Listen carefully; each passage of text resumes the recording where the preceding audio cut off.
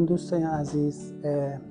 بهتون قول داده بودم در مورد این در واقع ارگانا یا مدلایی که بیمارستان آورده براتون توضیح بدم. این روده بزرگ هست و همونطور که میبینید تقریبا 2 متر ارتفاع داره. بیاد بهتون نشون بدم چه بیماریایی هست و چطوری هست. این در واقع این قسمتایی که میبینید جداره روده بزرگ هست، جداره نرمالش هست که مسئول جذب مواد املاح و مایعات هست.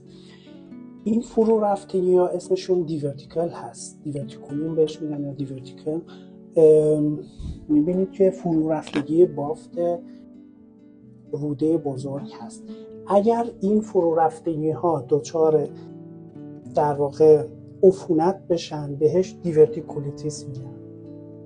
میبینید که به صورت قرمز هست و در واقع عفونت همین فرو رفتگی ها یا دیورتیکولوم هستن.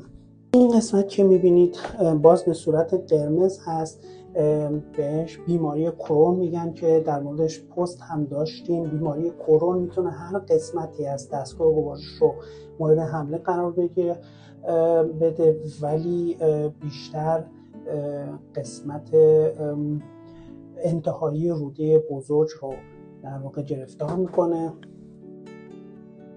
این قسمت که میبینید زخم روده بزرگ هست که به صورت قرمز هست. زخم ها میتونن به صورت سطحی باشن یا عمقی باشن و دچار خونریزی بشن. این قسمت هایی که میبینید پولیپ هستن. مثلا پولیپ در واقع یک زائده هست که در جداره یه بافتی تشکیل میشه. اینجا بافت روده بزرگ هست. اینا مولتیپل پولیپ هستن یا پولیپ های دست جمعی. میبینید این پولیپ هست که بیرون زده در واقع به صورت حالا قارچی هم بهشون میگن. این پسودو پولیپ هست یا پولیپ کاذب. معمولا پولیپ ها خوشخیم هستن.